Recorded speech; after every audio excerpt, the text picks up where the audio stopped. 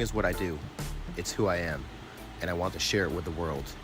Grow Bites, every Sunday at 5:55 with Tom Morcombe of Vermont Grow Coaching, where we dive into the wonderful world of cannabis cultivation, extraction, and new techniques. This is my world. Won't you join me?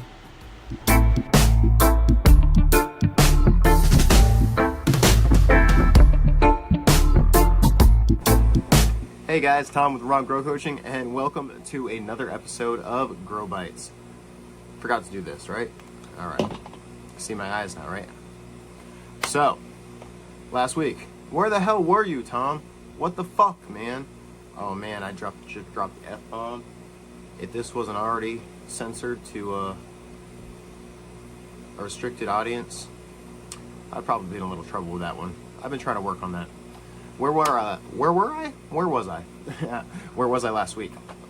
Well, fix my hood. Last week was a little rough for me. So I was actually in and out of the hospital a little bit. Had some severe gastritis issues, as well as some flare-ups of bleeding ulcers. Had some elevated pancreatic enzyme levels, and the doctor was quick to discuss THC consumption with me. Yeah, because, you know, that's got to be one of the topics of discussion, right? You know, like, oh, well, you could have THC toxicity, right? You know, but in this case, that was not the case. And the doctor was actually well aware of that, which was awesome. So we were able to have a conversation about my consumption, and actually able to come to an agreement that smoking at the time with those stomach issues probably wasn't the best idea, but that oral consumption still was perfectly fine, because when it comes down to it, cannabis acts as an anti-inflammatory, which is going to help the huge inflammation issues that I was having in my stomach, as well as help heal those ulcers as well. And it was nice to actually have even an ER doctor be willing to admit that he sees the benefits in that, regardless of whether or not his practice allows him to do so. Now, that experience otherwise in the ER was not exactly a fun one. Definitely spent quite a bit more time there than we should have. Actually ended up 2 different trips to two different ERs, and spent a couple of days in the hospital. But it all comes down to self-care, right? So as much as I wanted to push myself as soon as I got out and wanted to get right back into this and have the next video, I needed that little bit of self-care time. You know, even though I've only been back at this for a few months, you know, I mean, I've been going at it for years, but back with the online videos for just a couple of months now, I needed that self-care time to recoup. I went and did an interview on the Rick Naya show. I've done that a few times now. I don't know if you guys went and caught that, but make sure you go and do if you haven't. I definitely wasn't in my best, and Rick definitely has the ability to own the show.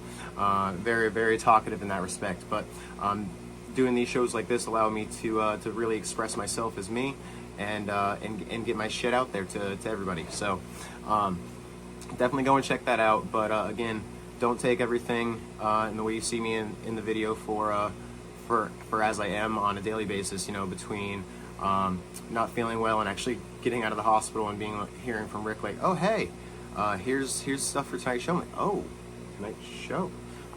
I will see you there, sir. So in that respect, definitely check it out, but take it with a grain of salt. Hopefully I'll be doing another one again fairly soon. I always like to hop on there with Rick. You know, I've also done some with one with the Toking Dead, and a couple of others as well. I definitely have some reviews and stuff out there. 13 Folds magazine, if you guys haven't checked them out, fantastic publication. Had some reviews in there for GMB 77, as well as CryoCure, and then a few articles that I wrote myself as well regarding different practices. So definitely check those guys out. They're a fantastic group of people, and definitely one of the good ones in the New England area. Now, with that said, we're going to dive right into what I had been telling you guys we were going to get into for a bit now, and that was warm wash ethanol extraction. Now, we're not going to dive in too much on videos, because there really isn't much for videos for warm wash ethanol extraction, and it's really a lot easier for me to just spit the info at you guys and have you take it all in however you see fit. Hit the rewind button if you don't catch it all, because sometimes I talk a little fast, and I know that, and I'm sorry. Working on that too. But, so here we go. Warm wash ethanol extraction. I like to use 200 proof ethanol. Now, Tom, where am I going to get 200 proof ethanol?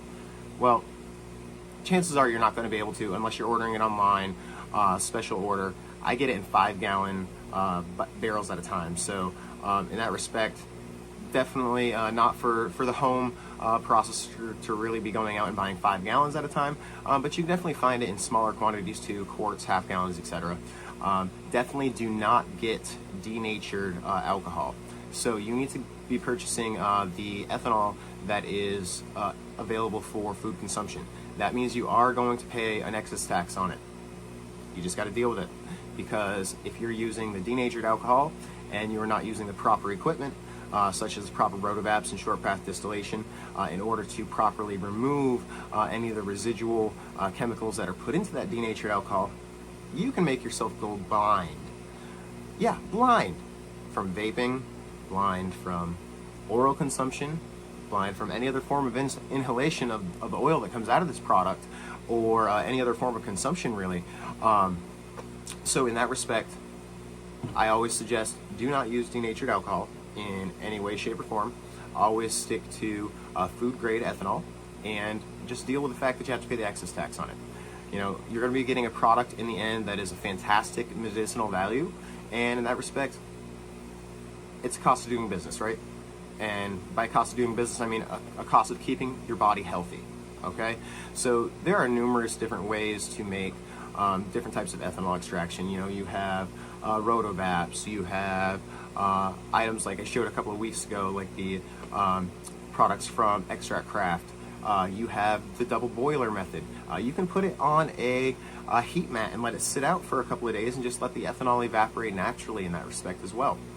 So with many different ways and many different forms, you know, many different final products that you can actually obtain from this method, you know, RSO, Green Dragon, different types of products like that. A warm wash ethanol is absolutely fantastic for both edibles, topicals, and in some situations, smoking or vaping as well. Now keep in mind, a warm wash ethanol is going to retain a lot more of the chlorophyll, a lot more of the fats and stuff. You don't really want to be inhaling that as much, but I definitely like those products more for oral consumption, for edibles, tinctures, as well as topicals in that respect. So if you guys want more of a vaping product, definitely check out the cold wash ethanol extraction video from a couple of weeks ago. That gives you a quick rundown on how you can do that. But for the ethanol extraction that we're doing today with a warm wash, you're going to take your 200 proof ethanol, if you were able to obtain it, and if you weren't, you're going to zip on out to the liquor store and you're going to buy yourself some Everclear or some other sort of grain alcohol that is 190 proof. Now, if you're in Vermont, there are some restrictions regarding that because of some stupid college kids that like to, you know, mix things like jungle juice and die from alcohol poisoning. So in that respect, if you're in Vermont, there's definitely going to be a few places that are going to require some paperwork. It's okay for you to tell them what you're doing, but it's also okay for you to just tell them that you're doing a plant extraction, because in reality, that's all the state needs to know. In any respect, get yourself your 200 proof or your 190 proof ethanol, and then you're going to keep that at room temperature. You're going to put it in a mason jar, and you're going to take either your bud or your trim or whatever material you're looking to go ahead and turn into your extract right into the jar of ethanol. On average, I like to cover my plant material with roughly ½ inch to an inch of alcohol over the top of the plant material. I'm going to see if I can drop in a photo here real quick of showing you guys what that looks like.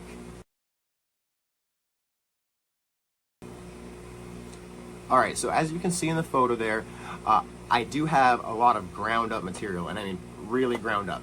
So in different types of extraction, you know, you're not looking to grind up the material as much. You don't want to be pulling in too much chlorophyll, especially if you're doing hash, that sort of thing. But in this respect, having ground up material is going to allow the ethanol to reach every nook and cranny in the material that you're putting in there, and pull as many of the cannabinoids from the trichomes in the plant material as possible. So in that respect, a fine grind is fantastic, and you're going to put in 1/2 inch to 1 inch of your alcohol over the top of your material. Give that a good shake and just set it on the counter. Keep it out of direct sunlight. Don't put it in your grow room under those LEDs. That's going to kill off some of the product that's actually in the final extracts. Now, some of that might be cannabinoids, some of that might be terpenes, some of that might actually be converting your chlorophyll into a more amber-like consistency. So you're like, why wouldn't I want to do that? I want a more amber-colored oil. I don't want it to look dark and black from the additional chlorophyll that's in it. Well, yeah, you may want that, but at the same time, it's going to do additional degradation as well. And right now we're talking about medicine. We're not talking about eye candy, right?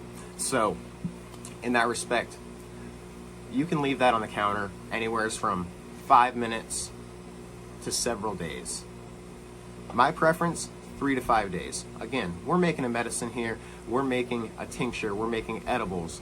And don't get me wrong, these will still be able to provide you some intoxicating effects if that's what you're looking for. But these are not for inhalation. You know, they're not for vaping consumption. They're not for dabbing in that respect. So I like, 3 to 5 days, 7 days at the most, of a nice warm soak at room temperature. I don't usually like to put that on any sort of heating pad or anything like that, but I do like to keep the lid on secure, and that's one of the reasons I don't like to use a heating pad. Even though a heating pad might help a little bit more with the transfer into the ethanol, at the same time it's also going to help some of that ethanol convert into a vapor, and I've definitely experienced in the past where that jar may end up with too much of a seal and too much pressure inside and end up blowing up or sending shards of glass and ethanol all around the room. So that's never a good thing, right? We don't want to do that, so play it safe. So in that respect, room temp, out of direct light if possible, in a cupboard, in the kitchen, on top of the fridge is an okay spot. That's a little on the warm side, but not usually too warm, especially if you're in the wintertime. From there, what you're going to do is a nice filtration. Now, since we're turning this into an edible, since we're turning this into a tincture, since you're turning this into a topical, it's okay that your filtration is not down to like 5 microns. That's a pretty nasty filtration. When I say nasty, I mean you need to pull a pretty good vacuum to be able to get your material to actually soak through that micron filter, or to get your liquid to soak through that micron filter without actually having to sit there and watch it go drip. A few moments later. Drip. One eternity later. Drip. Yeah, like that. So if you're going to be using micron filters at that level, fantastic, but you're also going to be wanting using some sort of Buckner funnel and vacuum in order to pull that liquid through at a faster rate. Now, you can do this with a coffee filter. Put a coffee filter inside a mason jar, put the mason jar lid on without the actual center lid, just the ring over the top of the coffee filter. Stuff the coffee filter down in there a little bit so that when you pour this material in, you're able to allow some of the ethanol to soak through into the mason jar.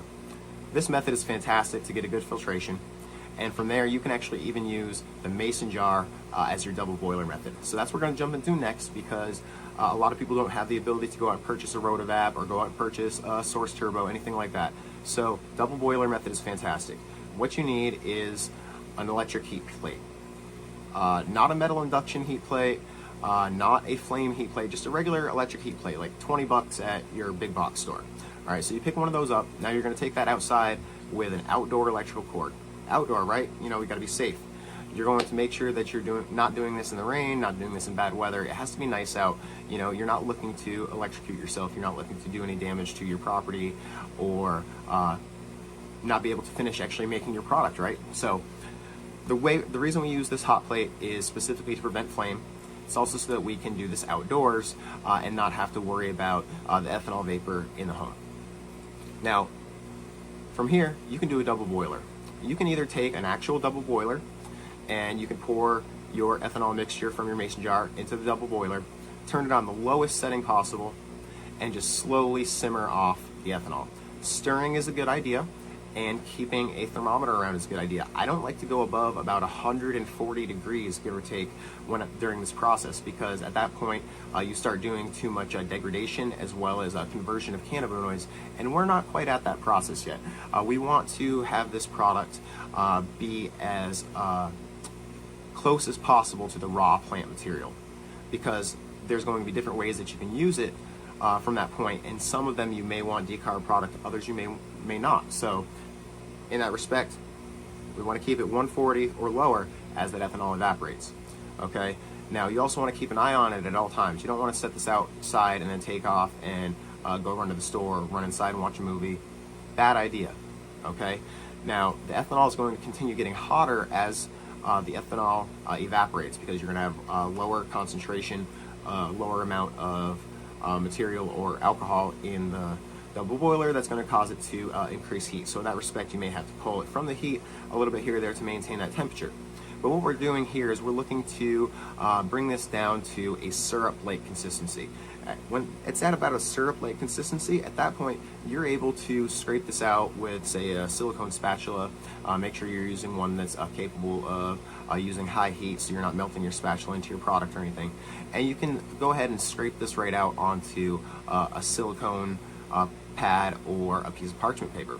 From there, I do actually like to put it directly onto a heat pad for maybe 4 to 8 hours, give or take. Now, why are we putting it on a heat pad? Well, that's going to help us get rid of some of that residual ethanol that might still be in there, because the final step here isn't necessarily to still be using ethanol. We might be putting this into an MCT oil tincture, might be using it as an edible, might be using it for a person with diabetes that is really concerned that there might be ethanol in their product, right? So in that respect, we want to remove as much of that ethanol as possible.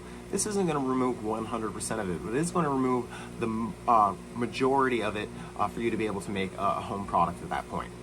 Now, I mentioned decarbing. Now, what are we decarbing for? Are we decarbing for topicals? Are we decarbing for edibles, tinctures? What are we doing in that respect? Well, it really depends on what you're looking for in your final products. You know, are you using this as a topical? In that respect, I actually like to incorporate half of my product as decarb and the other half as non-decarbed products, so that I can obtain the full entourage effect of all the cannabinoids in their different forms. Same thing with edibles, especially if I'm making a tincture or making some sort of edible where I want to be obtaining a medicinal effect. I'm not necessarily looking for a high per se. At that point, I want more of the cannabinoids in there that have their A version still, like THCA, CBDA, etc. And again, I want some CBD, some CBDA, some CBG in that final product. I don't just want it to be THC. So I might actually take my jar and put half of a high quality ground THC bud in there, and then half of a high quality hemp cultivar that I enjoy as well, and make one combined ethanol extraction that I can then turn into a tincture or an edible, which provides a much better, well-rounded medicine in that respect. So if you do decide that you want to be decarbing this, say you're using this for edibles, say you want the intoxication effect, or you want to incorporate some decarb into your topicals, my preference is actually 290 degrees. And you're like, what? 290 degrees? That's a bit hot, isn't it, Tom? Well, not at the duration we're going, okay? So let me just run this by you a little, okay? Over the last 20, 30 years, so many guys have developed some sort of method for extraction, something that they've put into their cannabis cultivation practices that they've thought, like, this is how you do it, okay? Now you go out on the internet and you find all this information, but the problem is a lot of this information stems from the same information. So just because one guy said it works one way and somebody else says it works that way too because they did it the same way, doesn't mean that that's the best way to do it. You get what I'm saying? So the fact that legalization has been coming around in several states has made it much easier, as well as several other countries, mind you, has made it much easier for scientists and people that actually have that huge freaking brain power up there to get into the world and say, you're wrong, that's not right, okay? So I'm telling you, 290 degrees, all right? Not 230, not 240, not 235, 290. Preheat your oven to 290 degrees. I want you to put your thermometer in there too to make sure that it's actually 290 degrees, because let's be honest, folks, unless you have a $5,000 stove, there's a good chance that it's at least off a little bit with that thermostat in there. So go ahead and get a thermometer in there and just make sure that you are maintaining 290 degrees. Once you have a steady 290 degrees, we're going to go in there for 10 minutes. Just 10 minutes, okay? Now, the reason I say 10 minutes is because that ethanol extraction only needs roughly 7 minutes at 290 degrees to reach its full decarb potential. And when I say full decarb potential, I mean peaked considerably higher than if you're doing 230 or 240 degrees for a half an hour or longer. Okay, so 290 degrees for 7 minutes is optimal. But the reason I'm saying 10 minutes is because it's going to take a little bit of time for your ethanol extraction actually to warm up in the oven. So during that first 7 minutes, you're not actually getting the full decarb process. So I'll leave it in there for 10 minutes. It might get a tiny bit of degradation at the end, but nowhere near the lack of decarboxylation that you would otherwise be obtaining using this method. Now, when I put the ethanol in there, I usually put it into some sort of pie tin or something specifically to prevent from pouring out the sides when it melts down, because when it gets in there, even if you have removed most, if not all, of the ethanol, it is still going to melt down to a syrup-like consistency, maybe even water-like consistency or close there too, depending on the product that you started with. So go ahead and put it in a pie tin.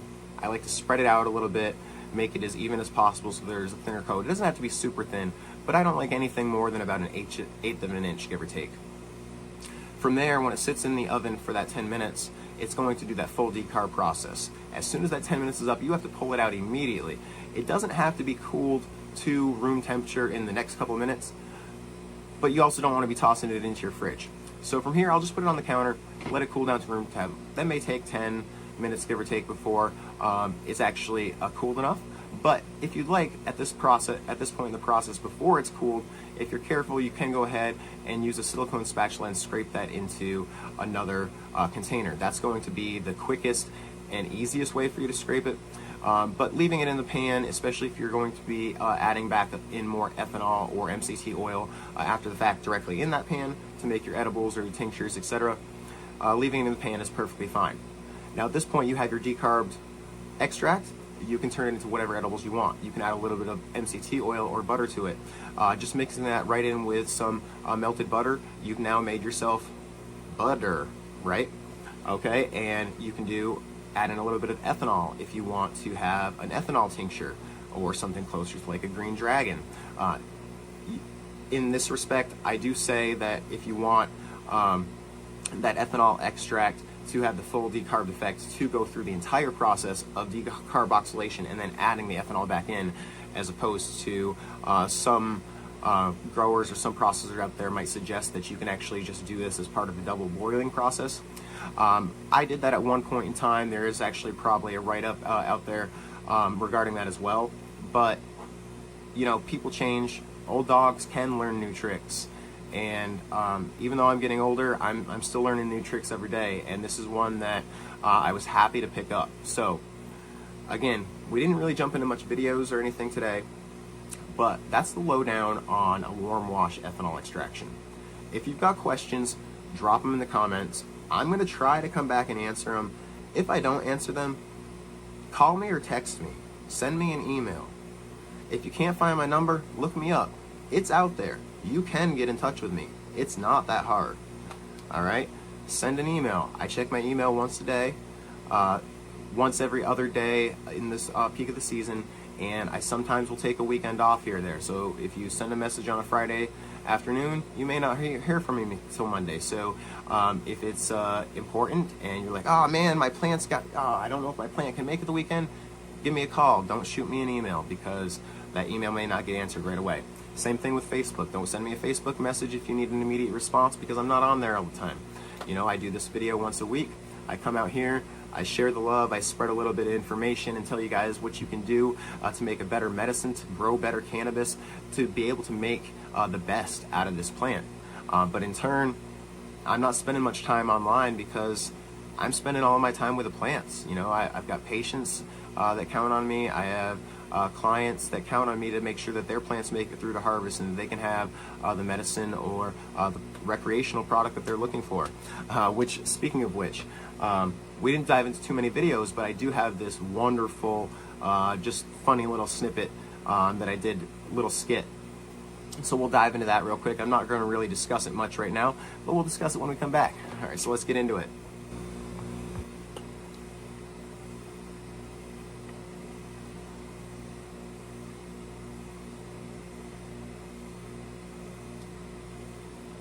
Yeah, hi. Hi. I'm looking to speak to the guy that can help me with my plants. Yep, I'm looking to produce a proper medication for myself. You're looking to do this organically. I was hoping you might be able to help me out. If you could please give me a call back, I would greatly appreciate it. Oh, and I did also just receive my my medical card. Have a great day. Thank you. Yo, broski, you know, man, I'm looking for the hookup, okay? Yeah, you wanna hit me back? I'm done with my last, like, 5 blunts, man. I don't know what's gonna last, like, next 4 hours or some shit. Hit me back, man. Where you at? Hey, man, it's been, like, 45 minutes. You haven't called me back, man. What the fuck? Like, I really need this shit, man. Where you at? I'm like down to like 2 blunts now, man. What's going on?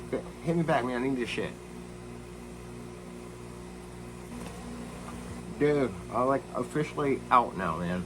Like, I'm on my last one. Where have you been? It's been like an hour and 20 minutes since I first called you. I can't believe that you're not returning my calls. I saw like it's your kid's birthday or something. Dude, I need this. Okay.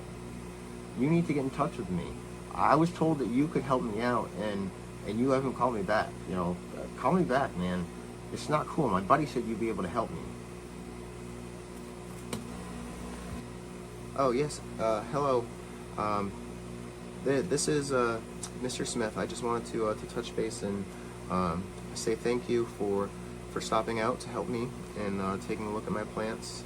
Being able to get out there so fast was just absolutely amazing, and I really appreciate everything you were able to do, and the free help that you were able to provide in addition to the services requested. So I just wanted to say thank you, and I greatly appreciate everything that you're doing, and I wish you the best of luck.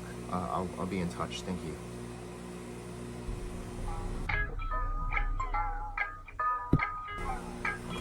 All right, so that was just a little skit. Some people kind of get on my nerves a little bit.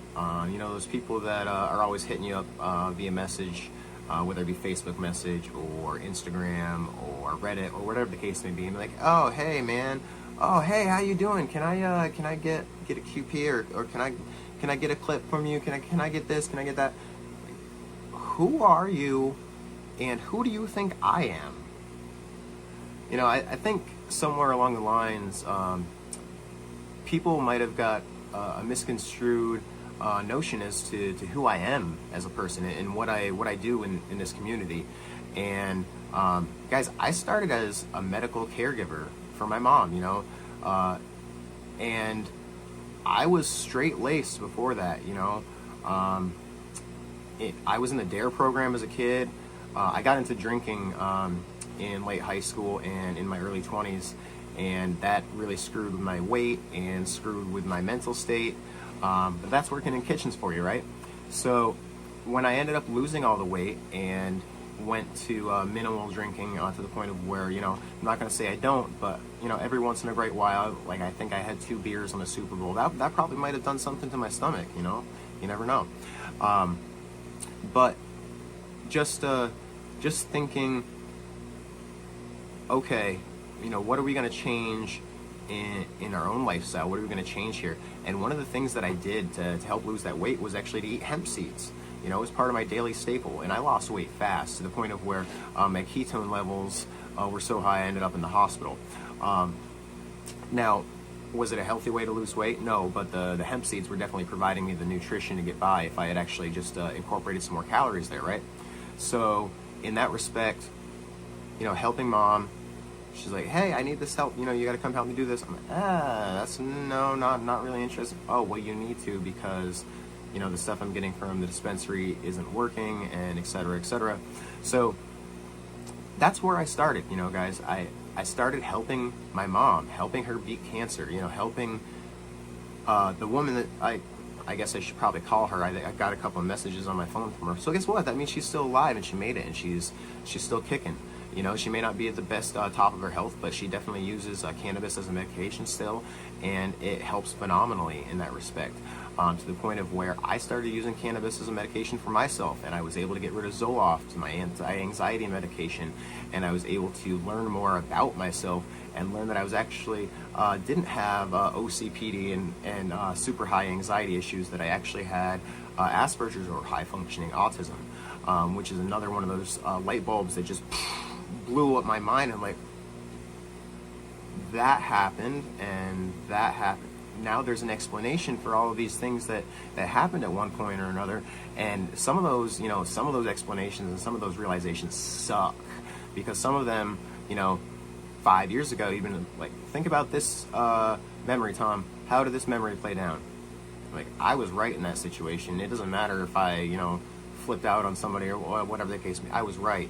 Whereas now I can look back at this situation and say, wow, I was really overstimulated and I blew up in a situation where I shouldn't have, or I let the overstimulation get the best of me, sort of thing. And it definitely helps to have that realization now, and to have that understanding of the diagnosis, because it helps to be able to maintain a lower stimulation level. Not being online as often is fantastic. Pre-recording these videos and not doing them live and seeing all the comments pop up and trying to think about the comments while I'm also talking is fantastic for my own mental health and being able to still provide you guys this information. So I've talked a lot today, like a lot. I think this might be my longest video in the past couple of months. But we're not done yet, because we also never dove into what really irks my nerves, or what we changed it to, right? So we've changed it to what really pollutes my roots. Okay, so what really pollutes my roots is, you know what? I didn't got one this week, and that's okay. And you know why? Because I was focusing on self-care. And focusing on self-care means not focusing on the issues, not focusing on the problems of tomorrow, focusing on yourself, and focusing on yourself right now. So I guess if I had to choose something that really pollutes my roots, it would be anyone that is not willing to allow someone else to do that self-care and have that time when they need it. That's what pollutes my roots today. Now, we also hadn't really dove into too many of the coached out tips, so we're going to dive into another one of those as well. All right, so coached out tip number 13. I don't think I've given you guys number 13 yet, right?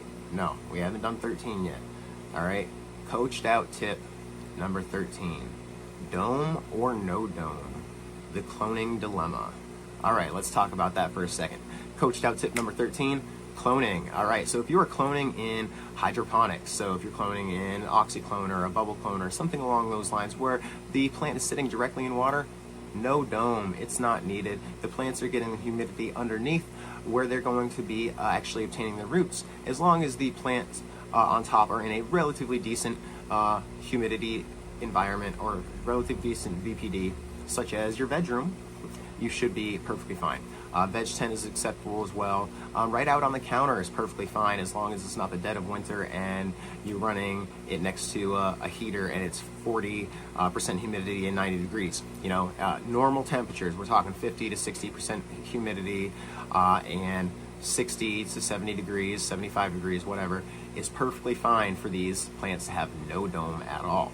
Now, if you're using rock wool cubes, if you're using soil, if you are using root riot cubes or any other sort of peat or jiffy pellet, I usually recommend a dome. Why? Because unless you have a properly acclimated room that you're actually cloning in. You know, if you actually have a dedicated cloning room where you can increase that humidity quite a bit in the room, you're not going to run into these issues. But otherwise, you're going to run into issues where the plant is not receiving enough humidity in order to properly root, and at the same time, your cubes are actually drying out extremely fast. They're drying out really fast on the top, and it's drying right through the bottom. If they get dry too often, like completely dry, there's no chance that you're going to have a healthy success of rooting in that respect. So I like to do what I call the 3, 5, 7 day process. Okay, so if you are using domes, they should have little spinners on the top to close the vents, possibly even on the side. So for the first 3 days after taking your clones, I'm not going to get into cloning methods and stuff right now. We're just talking about the dome. So if you're using rock wool or peat pellets or whatever, take your clones and dome them. Closed vents for 3 days. Don't open it. Don't open the vents. Don't lift the lid. Just let it go for 3 days. If you put the right amount of moisture in there, it's not going to have any issues maintaining moisture in those cubes for those 3 days. All right. On day 3, if you have a proper environment for your clones, you know, you had a heating pad underneath your tray, you had adequate lighting, your plants are happy, you never removed the dome, you should be able to open these domes a 1/4 inch of the way each. So open each of the vents a quarter, or excuse me, not a 1/4 inch, but a 1/4 of the way. Okay? If you only have one on the top, go ahead and do it halfway. From there, on day 5, you're going to open it up another section. So if you only have one on the top, you're going to go ahead and open up that the rest of the way. But if you've got 2 on the top, or if you've got some on the sides, go ahead and open those all up halfway at this point. All right?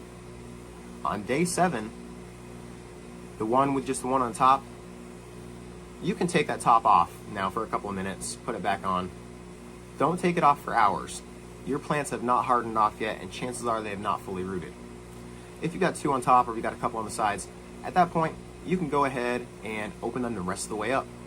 Okay? You're at day 7. Between day 7 and day 10 is usually when most cultivars, if taken correctly, in the proper vapor pressure deficit, in the proper humidity environment, the proper nutrients, the proper pH levels, are going to be rooted. Okay? At that point, you can take the domes off for an hour or an hour or 2 and see if they harden off. See if any of those plants get droopy. If they do, you got to put that dome back on because those plants aren't ready yet. But if you're not getting any droopiness, you can just monitor that over the next 24 hours to ensure that they're not going to get droopy, and you're good to go. At that point, these clones have hardened off, they're rooted, and they're ready to transplant. That has been Coached Out Tip number 13. All right. This has been Tom with Vermont Grow Coaching. I really appreciate you guys checking in on this video today. We did warm wash ethanol extraction. I talked a lot, and then we finished up with Coached Out Tip number 13, talking about domes. All right. You guys have a wonderful week. Again, Tom with Vermont Grow Coaching. This has been Grow Bites. Find us on Facebook, Instagram, YouTube, Reddit, email at service@vermontgrowcoach.com, or call or text 802-342-5381. See you next time.